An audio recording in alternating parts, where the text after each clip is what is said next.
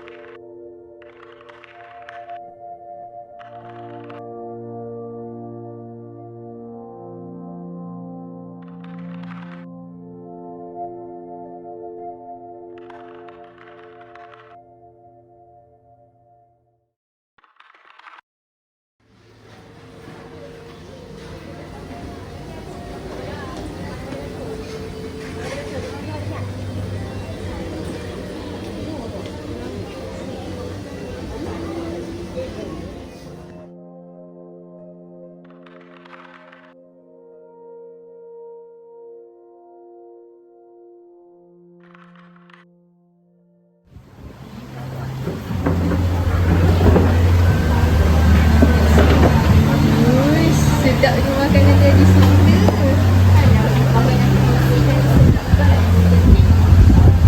Apa dah tunggu? Kamu tahu tak makanan yang melambangkan identiti kita?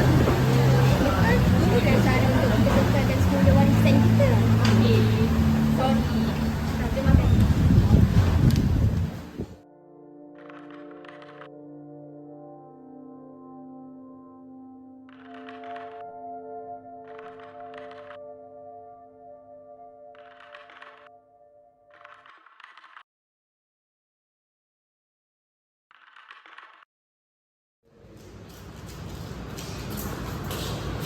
Assalamualaikum. Untuk tajuk hari ini adalah makanan jambatan. So, saya nak tanya siapa yang tahu makanan jambatan di Malaysia? Saya. Nasi lemak. What? Hendak. Nah. Okey, kan. Tadi, tahu dah. Okey, untuk assignment saya ada assignment untuk submit minggu depan pasal makanan tempatan. Tempatan. Apa siap? Kenapa tak makanan barat ke, Swiss ke, Mexico lagi sedap? Kau ni kenapa? Betul lah. Benda tu kuno ke makanan tempatan? Korang tahu tak kenapa saya pilih tajuk ni sebagai assignment korang? Tak tahu. Sebenarnya makanan ni mencerminkan falsafah bangsa. Dekolonisasi selera ni adalah usaha kita untuk membebaskan diri daripada terlalu mengagungkan budaya luar.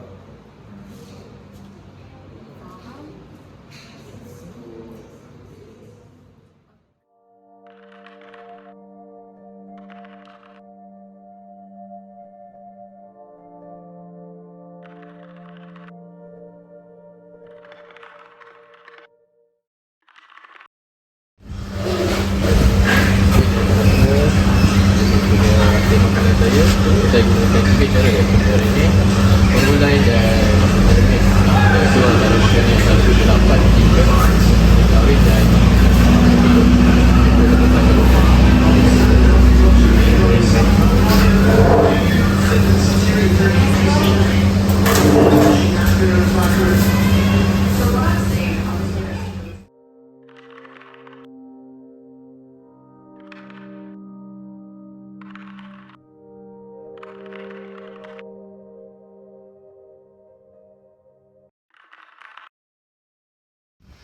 Ingat makanan moden ni nampak mewah sebab yelah fancy kan kalau kita tengok.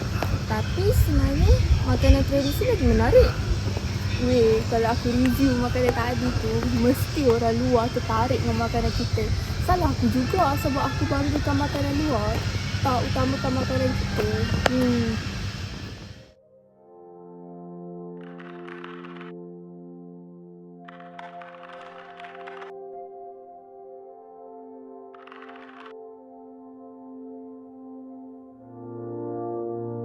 kekalkan makanan tempatan agar generasi hari ini dan esok dapat terus merasai warisan, memahami budaya dan menghargai kisah yang dibina melalui setiap hidangan tradisi kita.